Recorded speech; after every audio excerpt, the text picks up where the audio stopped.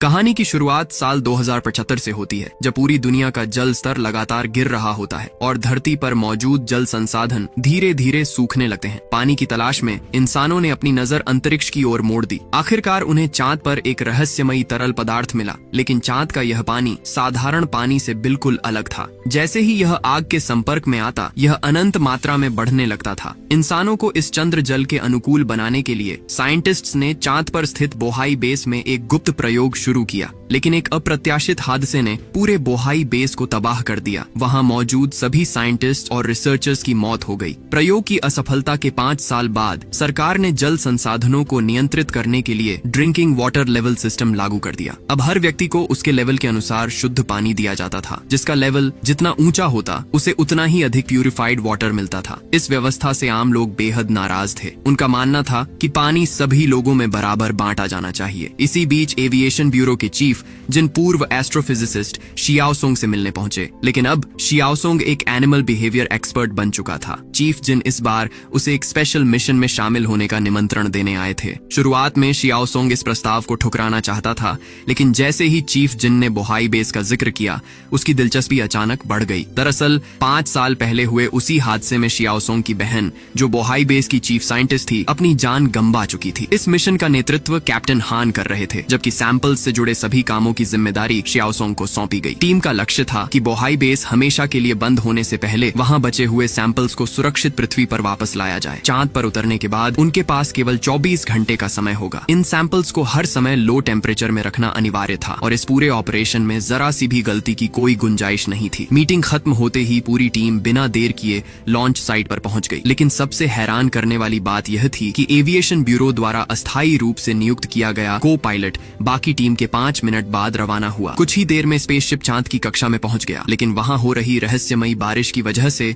उनका संपर्क aviation bureau से पूरी तरह टूट गया। अगले 2 घंटे तक कम्युनिकेशन बहाल होने की कोई उम्मीद नहीं थी, इसलिए टीम के पास कम्युनिकेशन वापस आने तक इंतजार करने के अलावा कोई दूसरा विकल्प नहीं था। लेकिन तभी स्पेसशिप के बाहर अचानक जोरदार कंपन शुरू हो गया। इस झटके से लैंडिंग गियर बुरी तरह अस्थिर हो गया। कम्युनिकेशन बहाल होने में अभी भी 20 मिनट बाकी थे, लेकिन अगर उन्होंने और इंतजार किया तो लैंडिंग गियर का इंजन कभी भी फट सकता था। हालात की गंभीरता को देखते हुए कैप्टन हान ने बड़ा फैसला लिया और लैंडिंग गियर को समय से पहले ही रॉकेट से अलग कर दिया। लैंडिंग गियर सीधे जाकर चट्टान के किनारे पर अटक गया और किसी भी पल गहरी खाई में गिर सकता था। तभी ऊपर से एक भारी बॉक्स अचानक नीचे आ गिरा।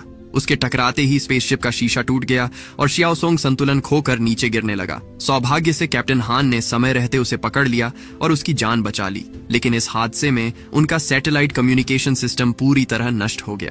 अब उनका एविएशन ब्यूरो से हर तरह का संपर्क टूट चुका था।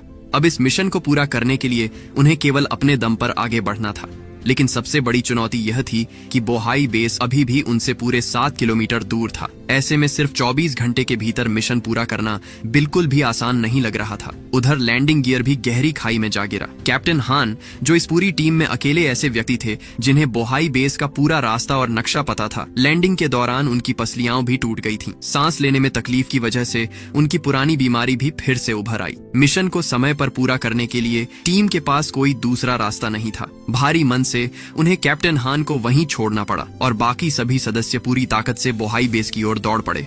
आखिरकार ऑक्सीजन पूरी तरह खत्म होने से ठीक आखिरी सेकंड पहले वे बोहाई बेस पहुंच गए। अंदर पहुंचते ही सबसे पहले उन्होंने लाइफ सपोर्ट सिस्टम की बिजली बहाल की और फिर पूरे बेस का एनवायरनमेंट बदलकर उसे अर्थ ग्रेविटी पर सेट कर दिया। लेकिन वहां से निकलने से पहले उनकी नजर बेस के एक कर्मचारी की लाश पर पड़ी, जिसे देखकर पूरी टीम सन्न रह गई। सबसे हैरान करने वाली बात यह थी कि उस लाश के शरीर पर एक चिपचिपा बुलबुला चिपका हुआ था। इसका मतलब साफ था कि उसकी मौत डूबने से हुई थी। लेकिन सबसे बड़ा सवाल यह था कि इस सूखे पड़े चंद्र बेस में इतना पानी आया कहां से जो किसी इंसान को डुबो सके। मिशन पर रवाना होने से पहले चीफ जिन ने बताया था कि इस बेस में रेडिएशन लीक हुआ था, लेकिन अब यहाँ सब कुछ पूरी तरह सामान्य दिखाई दे रहा था। शियाओसोंग ने सच्चाई जानने के लिए पहले लाश का पोस्टमार्टम करने का सुझाव दिया, लेकिन कैप्टन हान ने फैसला किया कि सबसे पहले सैंपल कैप्सूल ढूंढना जरूरी है।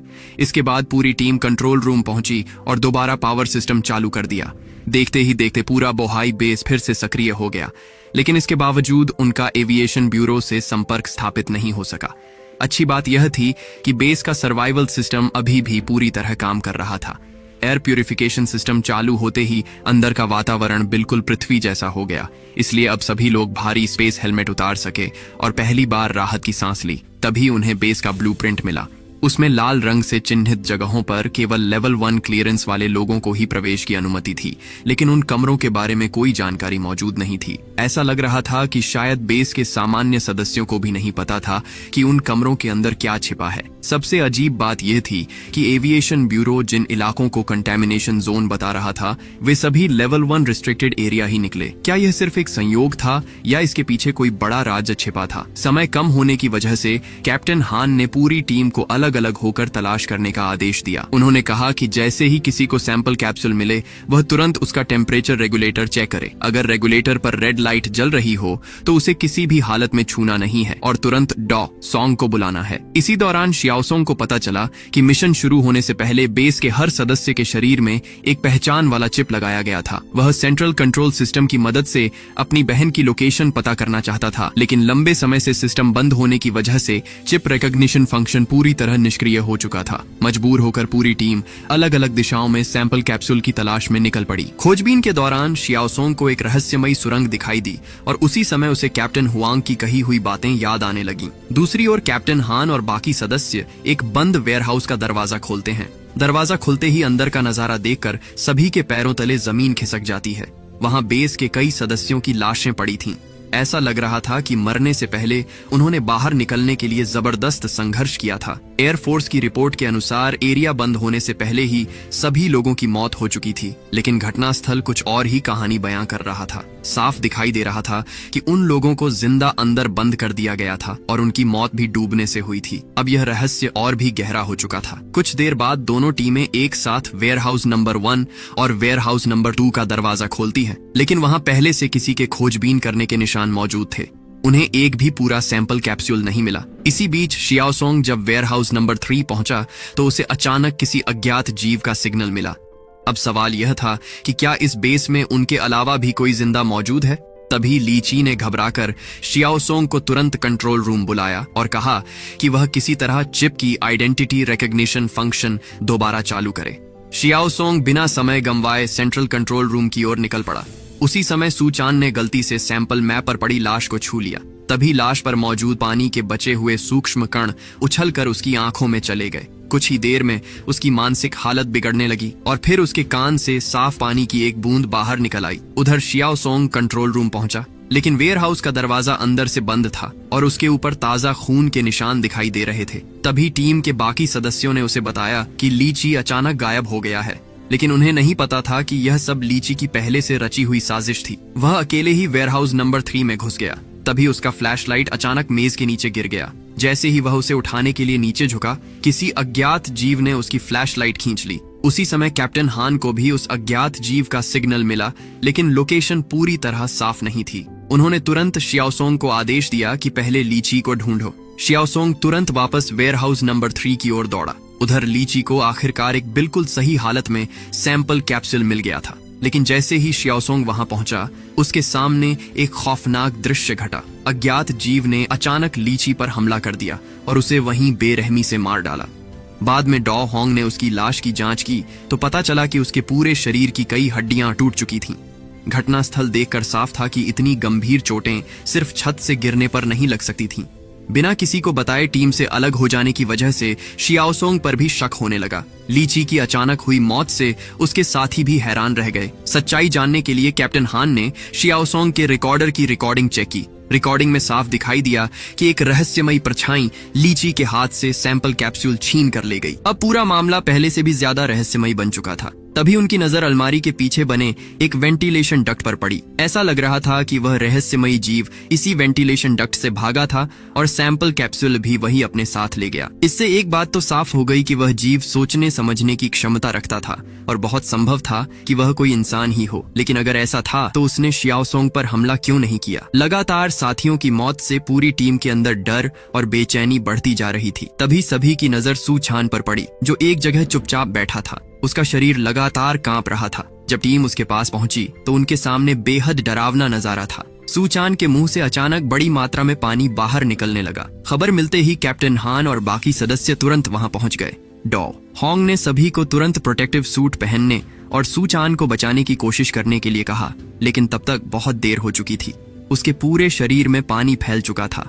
उसके सभी अंदरूनी अंग पूरी तरह नष्ट हो चुके थे। यहाँ तक कि जब उसका खून निकाला गया तो वह भी खून नहीं बल्कि साफ पानी बन चुका था। लगातार 3 साथियों की मौत ने पूरी टीम को अंदर तक हिला दिया। कैप्टन हान ने किसी तरह सभी का हौसला बढ़ाया और साथ ही नई जिम्मेदारियां भी बांट दी। डॉ होंग और उनकी टीम को लाशों का पोस्टमार्टम करके मौत की असली वजह पता लगाने का काम सौंपा गया, जबकि कैप्टन हान कुछ सदस्यों के साथ उस रहस्यमयी जीव का पीछा करने निकल पड़े।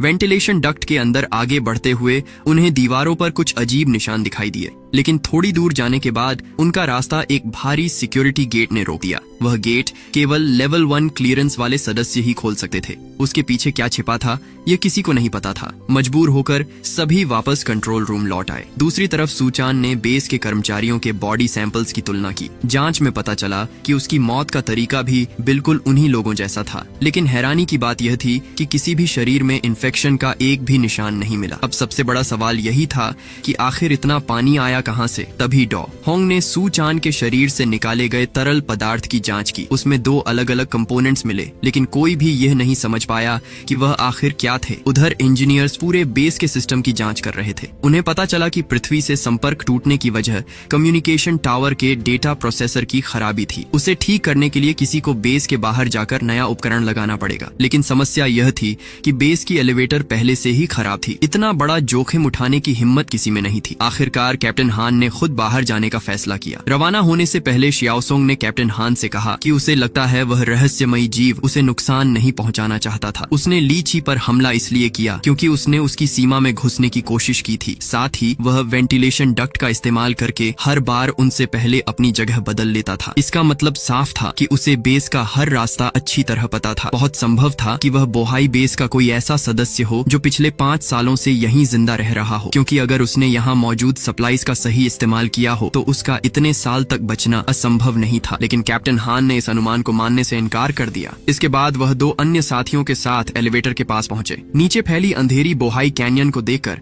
उन्हें पृथ्वी पर मौजूद अपनी बेटी की याद आ गई। उनकी बेटी एक खतरनाक वायरस से संक्रमित थी और सामान्य होने के लिए उसे उच्च स्तर का शुद्ध पानी पीना जरूरी था। यही वजह थी कि कैप्टन हान ने इस जानलेवा मिशन में हिस्सा लिया था। मिशन को हर हाल में पूरा करने के लिए उन्हें लगभग 100 मीटर ऊंचाई से रस्सी के सहारे नीचे उतरना पड़ा, लेकिन उतरते समय अचानक खराब पड़ी एलिवेटर अपने आप चालू हो गई और तेज रफ्तार से ऊपर की ओर बढ़ने लगी। सौभाग्य से कैप्टन हान ने समय रहते तेजी से आती एलिवेटर से खुद को बचा लिया, लेकिन खतरा अभी टला नहीं था। कुछ ही सेकंड बाद पूरी एलिवेटर ऊपर से टूटकर नीचे गिर गई। मौत सामने खड़ी थी, लेकिन ठीक उसी पल कैप्टन हान रस्सी के सहारे लटक गए और बाल बाल बच निकले। हालांकि इस दौरान उनका काफी ऑक्सीजन खर्च हो चुका था। किसी तरह वह कम्युनिकेशन स्टेशन तक पहुंच गए, लेकिन अब उनके सूट में ऑक्सीजन बेहद कम बची थी। टीम के सदस्यों ने उन्हें तुरंत वापस लौटकर ऑक्सीजन भरने की सलाह दी, लेकिन कैप्टन हान ने किसी की बात नहीं मानी। उन्होंने फैसला किया कि पहले कम्युनिकेशन सिस्टम को ठीक करना जरूरी है। आखिरकार उन्होंने अपनी जान जोखिम में डालकर सिस्टम सफलतापूर्वक रिपेयर कर दिया, लेकिन इसकी कीमत उन्हें अपनी जान देकर चुकानी पड़ी। ऑक्सीजन खत्म होने की वजह से वह बेहोश होकर गिर पड़े। सौभाग्य से उनके साथी समय पर वहां पहुंच गए और उन्हें मौत के मुंह से वापस खींच लाए, लेकिन कम्युनिकेशन सिस्टम ठीक होने के बाद भी उनका पृथ्वी से संपर्क स्थापित नहीं हो सका। तभी उन्हें बेस के बाहर से एक रहस्यमयी सिग्नल मिला। सिग्नल की लोकेशन वही स्टोरेज रूम नंबर 3 थी जहां लीची की मौत हुई थी। पूरी टीम तुरंत वहां पहुंची। तलाशी लेने पर उन्हें लीची के पास एक पुराना कम्युनिकेशन डिवाइस मिला। तभी सच्चाई सामने आई कि लीची एक रहस्यमयी संगठन के लिए जासूसी कर रहा था।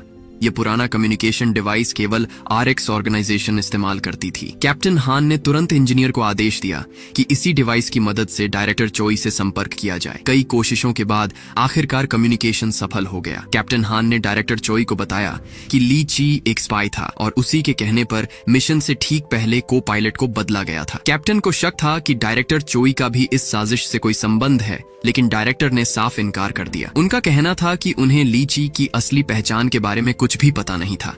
इसके बाद कैप्टन ने उन्हें बताया कि बेस के अंदर शायद कोई सर्वाइवर मौजूद है जिसने उन पर हमला किया। हैरानी की बात यह थी कि स्पाई की बात सुनकर डायरेक्टर चोई चौंक गए, लेकिन सर्वाइवर का नाम सुनकर उन्होंने कोई खास प्रतिक्रिया नहीं दी। ऐसा लग रहा था मानो उन्हें पहले से ही इस बात का अंदाजा हो। फिर भी उन्होंने यही कहा कि उन्हें बेस के अंदर की असली स्थिति की जानकारी नहीं है और वह किसी सर्वाइवर के होने पर विश्वास नहीं करते। उन्होंने बार बार एक ही बात दोहराई कि सैंपल को पृथ्वी पर लाने से भी ज्यादा जरूरी है यह सुनिश्चित करना कि मून वाटर किसी भी हालत में लीक न हो। मिशन जल्दी पूरा करने के लिए डायरेक्टर ने कैप्टन हान को फुल एक्सेस कोड भेज दिया। दूसरी तरफ शियाओसोंग लगातार सैंपल का रहस्य समझने की कोशिश कर रहा था। अचानक उसने बिना कुछ सोचे अपनी हथेली काट ली और अपने खून को सैंपल के साथ मिलाया। तभी उसकी आंखों के सामने एक चौंकाने वाला दृश्य हुआ। जैसे ही सैंपल खून के संपर्क में आया वह तेजी से बढ़ने लगा। तभी शियाओसोंग को समझ आया कि सू चान की मौत कैसे हुई थी। यह सैंपल तब तक लगातार बढ़ता रहता है जब तक उसके होस्ट की सांसें पूरी तरह बंद न हो जाएं। इसके बाद शियाओसोंग सीधे कंट्रोल रूम पहुंचा और कैप्टन हान से सवाल किया कि क्या उन्हें शुरू से ही मून वाटर का सच पता था। अब कैप्टन के पास सच्चाई छिपाने का कोई कारण नहीं बचा था। उन्होंने बताया कि कई साल पहले इंसानों ने चांद पर मून वाटर की खोज कर ली थी। सरकार को विश्वास था कि अगर इसे सुरक्षित पृथ्वी पर ले आया जाए तो पूरी मानव जाति को बचाया जा सकता है और इस मून वाटर की खोज सबसे पहले शियाओसोंग की बहन ने ही की थी। लेकिन एविएशन ब्यूरो ने मून वाटर का सबसे खतरनाक सच सबसे छिपा कर रखा। यह तरल पदार्थ अनंत मात्रा में बढ़ सकता था और यही वह असली कारण था जिसकी वजह से 5 साल पहले पूरा बोहाई बेस नष्ट हो गया था। अब इस रहस्य के बारे में और जानकारी पाने के लिए टीम लेवल 1 डेटाबेस में पहुंची। वहां उन्हें एक विशाल डेटाबेस मिला। तभी कैप्टन हान की नजर जमीन पर पड़े एक हरे रंग के कागज पर गई। उसके ठीक बगल में एक सीक्रेट डोर भी मौजूद था। दरवाजा खोलते ही उन्हें पता चला कि वही हरा कागज कई गुप्त जानकारियों से भरा हुआ था। तभी शियाओसोंग को याद आया कि 5 साल पहले उसकी बहन ने उसे एक रहस्यमयी ईमेल भेजा था जिसमें उसने केवल एक नाम लिखा था, लूना। कैप्टन हुआंग ने भी उसे बताया था कि लूना बोहाई बेस का सीक्रेट डेटाबेस है। पूरी टीम नीचे उतरी तो उनके सामने हैरान कर देने वाला नजारा था।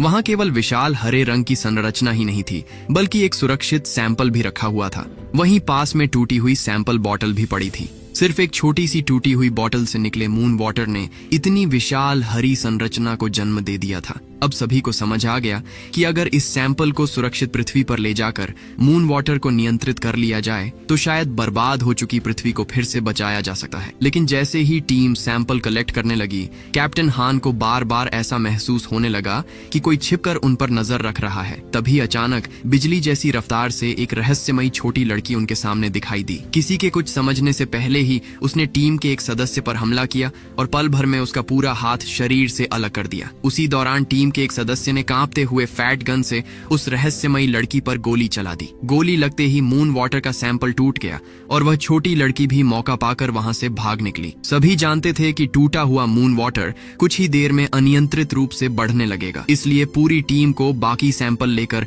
तुरंत वहां से निकलना पड़ा। इस भगदड़ में एक सदस्य की मौत हो गई जबकि दूसरा गंभीर रूप से घायल होकर बेहोश हो गया। तभी शियाओसोंग ने एनिमल बिहेवियर की अपनी समझ का इस्तेमाल करते हुए उस लड़की के व्यवहार का विश्लेषण किया। उसे एहसास हुआ कि वह किसी पर हमला करने नहीं बल्कि मून वाटर की रक्षा करने आई थी। कैप्टन हान ने तुरंत डायरेक्टर चोई से दोबारा संपर्क किया। जैसे ही डायरेक्टर ने देखा कि टीम मून वाटर तक पहुंच चुकी है, उन्होंने तुरंत सहायता भेजने का वादा किया। लेकिन उन्होंने साफ शब्दों में कहा कि मदद पहुंचने से पहले हर हाल में मून वाटर को सुरक्षित रखना होगा, चाहे इसके लिए उस छोटी लड़की को मारना ही क्यों न पड़े। कैप्टन हान ने डायरेक्टर से उस लड़की की असली पहचान पूछी। उन्होंने कहा कि शायद वह बोहाई बेस की कोई सर्वाइवर है, लेकिन डायरेक्टर चोई ने टालते हुए जवाब दिया, अगर मैं तुम्हें सच बता भी दूं तो क्या बदल जाएगा। कम्युनिकेशन खत्म होने के बाद डायरेक्टर चोई के पास रखी एक तस्वीर दिखाई देती है जिसमें वह उसी छोटी लड़की के साथ खड़े होते हैं। अब यह साफ हो चुका था कि इस लड़की और डायरेक्टर के बीच कोई गहरा राज छिपा है। इसके बाद कैप्टन हान ने टीम को अलग अलग होकर उस लड़की को पकड़ने का आदेश दिया,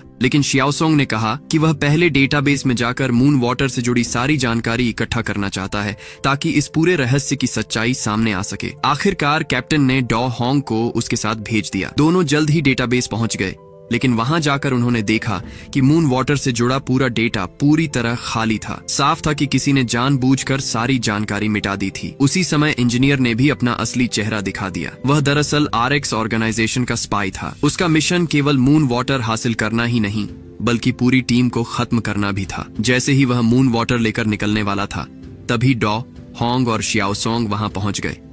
उसने झूठ बोलते हुए कहा कि वह सुरक्षा के लिए सैंपल को कंट्रोल रूम में ले जा रहा है, लेकिन शियाओसोंग को उसकी बात पर तुरंत शक हो गया क्योंकि कैप्टन हान ने सैंपल ट्रांसफर करने का कोई आदेश नहीं दिया था और सैंपल से जुड़ा हर फैसला वही लेता था। अब इंजीनियर समझ गया कि उसका भेद खुलने वाला है। उसने दोनों को मारने का फैसला किया। तभी अचानक दरवाजे के बाहर वही रहस्यमयी छोटी लड़की दिखाई दी। खबर मिलते ही कैप्टन हान भी अपनी टीम के साथ वहां पहुंच गए। शियाओसोंग ने सभी को रोकते हुए कहा कि कोई भी जल्दबाजी न करे। वह उस लड़की का भरोसा जीतना चाहता था। इसके बाद उसने धीरे धीरे मून वाटर का सैंपल उठाकर मेज पर रख दिया। यह देखकर छोटी लड़की एकदम शांत हो गई। तभी शियाओसोंग की नजर उसके शरीर पर लगे नेम प्लेट पर पड़ी। उसे देखकर उसके पैरों तले जमीन खिसक गई, क्योंकि उस नेम प्लेट पर उसकी बहन का नाम लिखा हुआ था। लेकिन जैसे ही छोटी लड़की ने मून वाटर का सैंपल उठाया, इंजीनियर ने उस पर गोली चला दी। हैरानी की बात यह थी कि मून वाटर के संपर्क में आने के बाद लड़की को कुछ भी नहीं हुआ। उल्टा मून वाटर ने उसके शरीर का घाव कुछ ही सेकंड में भर दिया। इससे पहले कि कोई कुछ समझ पाता,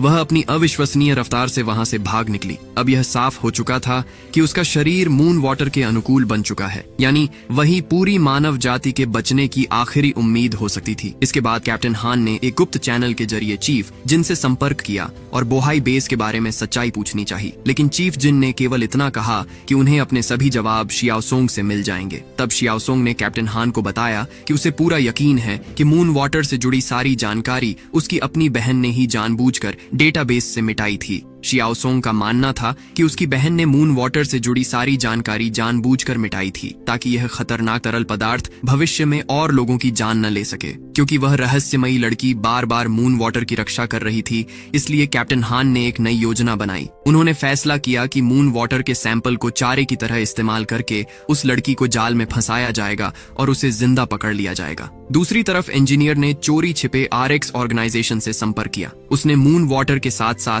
उस रहस्यमयी लड़की को भी सौदे का हिस्सा बना दिया। इसके बाद उसने मौका मिलते ही सैंपल चुरा लिया। लेकिन उसे पता नहीं था कि घायल साथी को पहले ही होश आ चुका था। उसने इंजीनियर की पूरी साजिश सुन ली थी। इंजीनियर के जाते ही वह कैप्टन हान को सब कुछ बताने वाला था, लेकिन तभी इंजीनियर अचानक वापस लौट आया और बिना कुछ सोचे समझे उसे गोली मारकर हमेशा के लिए चुप करा दिया। उधर कैप्टन हान और शियाओसोंग अपनी योजना में सफल हो गए। उन्होंने मून वाटर की मदद से उस लड़की को फंसा लिया। गेट में उसका पैर बुरी तरह फंस गया। शियाओसोंग उससे हो रही तकलीफें देख नहीं पाया और उसे सहारा देने के लिए आगे बढ़ा। तभी उसकी नजर लड़की की गर्दन पर बने लूना 073 के निशान पर पड़ी। उसी मौके का फायदा उठाकर कैप्टन हान ने उसे बेहोशी का इंजेक्शन लगा दिया। दूसरी तरफ डॉ हॉन्ग ने देखा कि मून वाटर का सैंपल गायब है। खोजते खोजते उन्हें लो टेम्परेचर बॉक्स के अंदर अपने साथी की लाश मिली। उन्होंने तुरंत इसकी सूचना कैप्टन हान को दी। इसी बीच इंजीनियर सैंपल लेकर कंट्रोल रूम पहुंचा और पूरे बेस के सभी रास्ते बंद कर दिए। देखते ही देखते पूरे बोहाई बेस में अफरा तफरी मच गई। उधर लूना भी बेहोशी की दवा का असर खत्म होते ही भाग निकली। वहीं शियाओसोंग गेट के अंदर ही फंस गया। उसने कैप्टन हान की बात नहीं मानी और अकेले ही लूना के पीछे निकल पड़ा। कुछ देर बाद वह उसका पीछा करते हुए एक कमरे तक पहुंचा। शायद यही लूना का रहने का कमरा था। कमरे की खिड़की से दूर पृथ्वी साफ दिखाई दे रही थी। अंदर उसने लूना को एक अलमारी में कांपते हुए छिपा पाया। शियाओसोंग ने एनिमल बिहेवियर की अपनी समझ का इस्तेमाल करके धीरे धीरे उसका भरोसा जीत लिया। तभी उसे एहसास हुआ कि यह कमरा कभी उसकी बहन का डॉर्मिटोरी हुआ करता था। वहीं पास में एक हार्ड ड्राइव भी रखी थी, जिसमें मून वाटर प्रोजेक्ट का पूरा रिकॉर्ड मौजूद था। उसमें छिपी सच्चाई बेहद चौंकाने वाली थी। शुरुआत में रिसर्च टीम मून वाटर पर बायोलॉजिकल सैंपल्स के साथ प्रयोग कर रही थी, लेकिन बाद में ऊपरी अधिकारियों के दबाव में उन्होंने सीधे ह्यूमन क्लोन पर एक्सपेरिमेंट शुरू कर दिए। लूना दरअसल मून वाटर के लिए तैयार किए गए 77वें क्लोन में से एक थी और वही अकेली थी जो इस एक्सपेरिमेंट में जिंदा बच सकी। सच तो यह था कि लूना शियाओसोंग की बहन के जीन्स से तैयार किया गया क्लोन थी। उधर कैप्टन हान को भी अब यकीन हो चुका था कि इंजीनियर ने ही उनके साथी की हत्या की है। उन्होंने खुद वापस जाकर सच्चाई की जांच करने का फैसला किया और अपने दूसरे साथी को शियाओसोंग और लूना को ढूंढने भेज दिया। कंट्रोल रूम की ओर लौटते समय कैप्टन हान और डॉ हॉन्ग को क्लोन स्टोरेज रूम मिला। अंदर का नजारा देखकर दोनों के होश उड़ गए। उसी समय कंट्रोल रूम पहुंचा मोटा साथी यानी लिटिल फैटी इंजीनियर के हमले का शिकार हो गया। कई गोलियां लगने के बाद उसने आखिरी कोशिश करते हुए मून वाटर का सैंपल निकाल लिया और इंजीनियर को धमकाने लगा, लेकिन इंजीनियर ने उस पर फिर से गोलियां चला दी। गोली लगते ही सैंपल टूट गया और बहता हुआ मून वाटर सीधे लिटिल फैटी के शरीर के संपर्क में आ गया। इंजीनियर ने तुरंत दरवाजा बंद कर दिया और उसे अंदर ही फंसा दिया। कुछ ही पलों बाद लिटिल फैटी के मुंह से तेजी से पानी निकलने लगा। थोड़ी देर बाद इंजीनियर ने मून वाटर वाले स्टोरेज को भी खोल दिया। अब अनियंत्रित गति से बढ़ता मून वाटर पूरे बोहाई बेस को डुबाने वाला था। इसी बीच कैप्टन हान और डॉ हॉन्ग भी कंट्रोल रूम पहुंच गए। वहां उन्होंने लिटिल फैटी की लाश देखी, लेकिन दुख मनाने का समय नहीं था। कैप्टन हान ने तुरंत बेस का मुख्य गेट खोल दिया, डॉ हॉन्ग को लैबोरेटरी में इंतजार करने का आदेश दिया और खुद इंजीनियर का पीछा करने निकल पड़े। दूसरी तरफ इंजीनियर मून वाटर लेकर लूना को खोज रहा था। तभी कैप्टन का दूसरा साथी भी शियाओसोंग और लूना तक पहुंच गया। लूना हमला करने ही वाली थी, लेकिन शियाओसोंग तुरंत उसके सामने आकर ढाल बनकर खड़ा हो गया। उसी समय कैप्टन हान ने अपने साथी को कम्युनिकेशन के जरिए सूचना दी कि इंजीनियर उनकी तरफ बढ़ रहा है। उन्होंने सख्त आदेश दिया कि किसी भी हालत में लूना पर गोली नहीं चलानी है और तीनों तुरंत लेबोरेटरी पहुंचकर डॉ हॉन्ग से मिले। जब तक इंजीनियर वहां पहुंचा तब तक शियाओसोंग, लूना और उनका साथी वहां से निकल चुके थे। लेकिन इस बार इंजीनियर सीधे कैप्टन हान के जाल में फंस गया। दोनों के बीच जबरदस्त हाथापाई हुई और आखिरकार कैप्टन हान ने इंजीनियर को काबू में कर लिया। कैप्टन ने उससे पूछा कि वह यह सब क्यों कर रहा है। इंजीनियर ने केवल इतना कहा, तुम्हें बिल्कुल भी नहीं पता कि इस बेस में आखिर हुआ क्या था। तभी कम्युनिकेशन डिवाइस पर संदेश आया कि कैप्टन पर हमला हो गया है। अगले ही पल दोनों ने एक साथ अपनी अपनी बंदूक निकाल ली और लड़ते लड़ते फिर से पानी से भरे हिस्से में जा गिरे। उसी समय मून वाटर पाइप की दरारों से बाहर निकलने लगा और कुछ ही पलों में उसने एक विशाल पानी की दीवार बना दी। इस अफरा तफरी का फायदा उठाकर इंजीनियर किसी तरह वहां से भाग निकला। दूसरी ओर मून वाटर वेंटिलेशन पाइप के रास्ते बेस के बाहर निकल गया, जहां चांद के बेहद कम तापमान ने उसे तुरंत बर्फ में बदल दिया। इधर रास्ते में चलते समय शियाओसोंग के चेहरे पर गलती से मून वाटर की कुछ बूंदें गिर गईं। लेबोरेटरी पहुंचने के बाद उसने डॉ हॉन्ग और अपने साथी को बोहाई बेस का पूरा सच बता दिया। असलियत ये थी कि बोहाई बेस को इसलिए बंद किया गया था ताकि मून वाटर प्रोजेक्ट की सच्चाई दुनिया के सामने न आए और सरकार को अंतर्राष्ट्रीय आलोचना का सामना न करना पड़े। ये सुनकर डॉ हॉन्ग पूरी तरह घबरा गईं। उन्हें एहसास हुआ कि अगर वे जिंदा पृथ्वी पर लौट भी गए तब भी सरकार उन्हें सच छिपाने के लिए मरवा सकती है। शियाओसोंग ने बताया कि डायरेक्टर चोई ने उसे इस मिशन के लिए इसलिए चुना था क्योंकि उसकी बहन मून वाटर प्रोजेक्ट की चीफ साइंटिस्ट थी। उन्हें पूरा विश्वास था कि अपनी बहन की प्रतिष्ठा बचाने के लिए शियाओसोंग कभी भी दुनिया के सामने पूरी सच्चाई नहीं लाएगा। तभी कैप्टन हान भी लैबोरेटरी में वापस लौट आए। उन्होंने सभी को तुरंत बोहाई बेस छोड़ने का आदेश दिया क्योंकि कुछ ही देर में मून वाटर पूरे बेस में फैलने वाला था। लेकिन तभी शियाओसोंग के शरीर में भी बदलाव शुरू हो गए। उसकी आंखों के सामने सब कुछ धुंधला होने लगा। अपने साथियों की सुरक्षा के लिए उसने तुरंत खुद को सबसे अलग कर लिया। कुछ ही देर बाद उसे जोर जोर से उल्टियां होने लगीं और धीरे धीरे वह बेहोश हो गया। लेकिन थोड़ी देर बाद एक चौंकाने वाली घटना हुई। शियाओसोंग दोबारा जिंदा हो गया। दरअसल पहले लूना ने उसके हाथ पर काट लिया था और उसी के म्यूटेशन जीन ने उसके शरीर को मून वाटर के प्रभाव से बचा लिया। इसके बाद सभी ने चीफ जिन से संपर्क किया। चीफ जिन ने बताया कि रेस्क्यू स्पेसशिप चांद की कक्षा में प्रवेश कर चुका है। लेकिन उसी समय एक और अज्ञात स्पेसशिप भी चांद की ओर बढ़ रहा था, जो शायद RX ऑर्गेनाइजेशन की तरफ से इंजीनियर को लेने आया था। आखिर में शियाओसोंग ने चीफ जिन से एक सवाल पूछा कि अगर वे लूना को पृथ्वी पर ले जाएंगे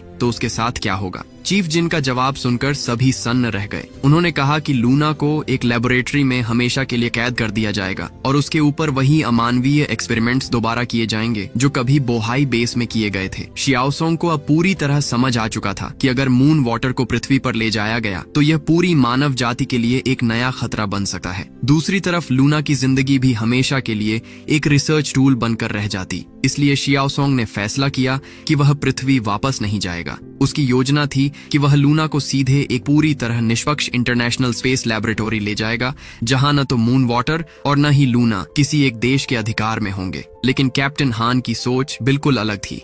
वह हर हाल में मून वाटर को कोरिया वापस ले जाना चाहते थे क्योंकि केवल वही उनकी बीमार बेटी की जान बचाने की आखिरी उम्मीद थी। एक मिशन लीडर होने से पहले वह एक पिता भी थे और एक पिता के रूप में उनके पास कोई दूसरा विकल्प नहीं था। तभी लूना को अचानक एहसास हो गया कि मून वाटर उनकी तरफ बढ़ता आ रहा है। यह सुनते ही सभी उसके पीछे पीछे भागने लगे ताकि समय रहते वहां से निकल सकें। लेकिन रास्ते में उनका सामना एक बार फिर इंजीनियर से हो गया। मून वाटर से संक्रमित होने के बाद इंजीनियर पूरी तरह अपना मानसिक मानसिक संतुलन खो चुका था। इसी हालत में उसने 5 साल पुरानी पूरी सच्चाई उगल दी। उसने बताया कि मून वाटर सबसे पहले बोहाई बेस से ही लीक हुआ था। वह उन मर्सनरीज में से एक था जिन्हें बेस में भेजा गया था, लेकिन उन्हें बचाने के लिए नहीं, बल्कि सभी गवाहों को हमेशा के लिए खत्म करने के लिए भेजा गया था। यानी सरकार ने शुरू से ही किसी को बचाने की योजना बनाई ही नहीं थी। तभी मून वाटर तेजी से उनकी तरफ बढ़ने लगा। शियाओसोंग ने तुरंत अपनी गन निकालकर इंजीनियर पर गोली चला दी। इंजीनियर वहीं ढेर हो गया, लेकिन इस मुठभेड़ के दौरान शियाओसोंग भी गोली लगने से घायल हो गया।